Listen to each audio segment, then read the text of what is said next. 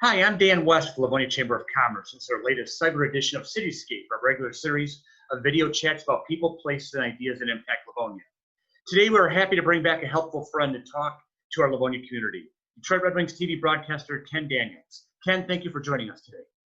My pleasure, Dan. Great to be with you again. Ken is an award-winning sports broadcaster who's been the Detroit Red Wings TV voice since 1997. But his life changed forever in December 2016 when he lost his 23-year-old son, Jamie, to an opioid overdose. In honor of his son, Ken has become a leading voice and advocate in explaining the warning signs and support systems for those loved ones battling with the disease of drug addiction. The public health policies in response to COVID-19 outbreak flattened the curve, but it left many people feeling isolated and anxious, which has resulted in more people encountering mental health and substance abuse issues. Ken, when you talked at our Livonia Chamber event last year, you talked quite a bit about how quickly somebody can become addicted to opioids and painkillers. How quickly can this become a problem? Within, I would say, 5 days or so, and whether it be from a doctor's prescription, you just don't know, you could be prescribed something, wisdom teeth extraction, anything like that. My son in his freshman year at Michigan State, a friend had some doctor's prescription pills that he was taking, and they figure, well, it can't kill you. Maybe not right there, but it can sure kill you in the long term. And that's what happened to Jamie, and just said, they took some doctor's pills, and he got them from the medicine cabinet at home, and Jamie tried them. Within 5 days, we believe he was hooked. We also think that the Adderall didn't help. Jamie also told us at one point that he had faked the test to get Adderall when he was going into high school, and that continued, thinking he needed more time on the test, and the doctor described him as having ADHD. Well, he didn't. Jamie told us he faked the test to get the Adderall. So I think the Adderall is a problem too for many. And then you get to college, you try the opioids, which Jamie's friend turned him on to. And then when you can't get the opioids any more easily, you sell the Adderall to get the money to get the opioids. And it's a bad cycle. Ken, if people reached out to you in recent months with the concerns they've had for a loved one, talk about how you handle that. Well, certainly, I think family therapy is a big part of that. When someone reaches out, that's what you need to do first and foremost. You need to talk about it. We have to end the shame and stigma surrounding this disease, and that's what it is. It's a mental illness. I always say addicts don't want to be addicts, and when you suffer from substance use disorder, you don't want to, but the chemical receptors in your brains have changed. So we have to acknowledge it's not their fault. Sure, they took something. I get that. But when you just tell them to stop, they can't. So you need to bring in family therapy. You need to help and hopefully get into a treatment center. And on our website, jamiedanielsfoundation.org, we vet the places. And also on there, we have the questions to ask. We were lost back in 2015 with Jamie. We didn't know when you're calling somewhere, what questions do you ask? Is it a dual diagnosis facility, meaning mental health as well? You just don't know. So you need to talk about it. That's the main thing. We need to have the conversation going. Let's end the shame and stigma surrounding this. Find a therapist, get to a doctor, get help. You can't make someone want to go to rehab, but you hope when you acknowledge that they're struggling and they can't help themselves and then they acknowledge that, that's where it begins. What should be considered red flags for people who suspect a loved one might be struggling with addiction, and what should they do? Yeah, we saw so many different things with Jamie, and yet we really weren't sure. And probably as a family, we were probably shameful of it and maybe didn't want to see it. And at the time, we're just saying, stop. Well, you can't stop, as I've said. So I would say spending a lot of time alone, that might be one. You're losing interest in what used to be many of your favorite things, probably getting messy, maybe not bathing, changing clothes, brushing teeth is a lot. You're getting really tired easily. You can be very energetic. You can talk quickly or saying things that just don't make sense. And we wondered about that often, and then quickly changing that and becoming nervous or just cranky, and you're sleeping at strange hours. Missing important appointments would be another thing. Eating a lot more or less than usual. Having problems at school. Having problems at work. All of these things, and losing touch with friends or being friends with groups that you've never heard of before.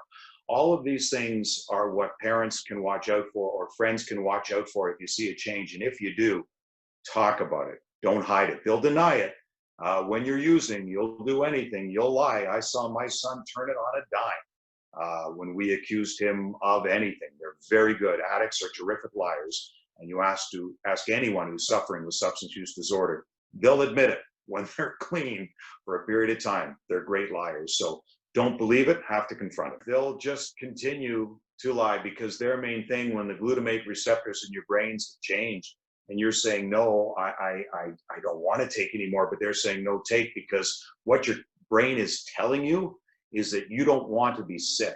You don't want to go through the worst withdrawal feeling and the worst flu you've ever had in your life. And that's when your brain's telling your body, I don't want to feel that way. Keep taking. So you're going to get that pushback. The brain's telling you, I need, or I'm going to be sick. I'm not believing anything you're telling me. The main thing is, again, get with people and hopefully get into rehab. You need to get clean. That's first and foremost. And a family therapist and a doctor you can trust. You're going to get the pushback. And some families say, well, then you're out of here. You're out of the house. Okay, we could have done that with Jamie. And I know from speaking to him, he would have gone downtown Detroit. He would have found the drugs because your brain's telling you, I don't want this, but you need this, or you're going to feel really sick. You got to understand that's where they're coming from. And that's the main thing. So every situation is different, Dan. It's so hard, but it's a tough life. And that's where we have to talk about it. Get with others who've been in this situation. But the information you're providing is so helpful because it helps people appreciate what their person doing with might be thinking or feeling. As a parent, obviously you're scared, you're worried, but you need to try to connect in how they're thinking in that moment. And that's a grateful insight you just gave right there. Ken, give us a quick update on what's going on with the Jamie Daniels Foundation and how people can learn more about the foundation's work. Well, we've been busy since COVID-19 hit. The Jamie Daniels Foundation has written $30,000 in grants to even transitional housing for folks who couldn't afford their rent, to Fan and Washtenaw, just people who are struggling, because through all this, isolation can preclude recovery too. Social interaction is very important, and people haven't had this. So we've written $30,000 in grants in that time, but $80,000 in the past year or so. Michigan State Recovery Program. We're looking at getting more and more colleges involved throughout the state of Michigan, have a recovery drug-free dorm with recovery coaches. And for people who don't know what a recovery coach is, it's almost like a fitness instructor, a fitness coach to help you along the way. And that's where that money is going toward. As well at jamiedanielsfoundation.org. Again, the questions that you have, we can help answer them on our help section. And we're working very diligently on the second annual Jamie Daniels Celebrity Roast, which is our big fundraiser. We're trying to get recovery housing built here in Southeast Michigan. So we're working on that, and that's where the major dollars will go toward for our second roast, which is coming this fall. So at jamiedanielsfoundation.org, at Ken Daniels TV on Instagram. We'll keep you up to date on all the social media sites, at J Daniels Fund on Twitter, on what's happening with the roast of Scotty Bowman. It'll be virtual this year, not in person, unfortunately. We had last year with Mickey Redmond with more than 700 people there. But what we're really thinking is, Dan, with the tributes coming in for Scotty and a roast for Scotty online, or whether we can get it on TV remains to be seen, we're going to reach a lot more people who will have the ability to donate. It'll live on sites for a long time. We're looking at getting it on radio too. So that's what we're working on every day.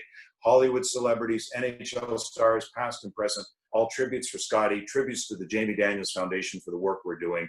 And we hope a lot of folks will tune in wherever it may be, and we'll keep you up to date this fall. It'll be different, but I still think it'll be a lot of fun and some tears too. And our presenting sponsor, Delta Dental, has been so consistent with us, and we thank them for hanging in with us. They've been wonderful. And Dan, I just want to tell you, it will run the silent auction portion, which was so wonderful. And we've got some great silent auction items, which will be on the site, from golf and trips and a home in Costa Rica, and game used hockey sticks from the likes of Connor McDavid, which is especially difficult to get, and Zdeno Chara and Jack Eichel and so many others. So terrific stuff that you won't find anywhere else. And that'll live about 6 weeks prior to the event through GiveSmart. So we'll keep you up to date. You'll know about it. And you can tell everyone that you know about it too. Ken, thank you so much for taking time to talk to us. All the best to you in your important work.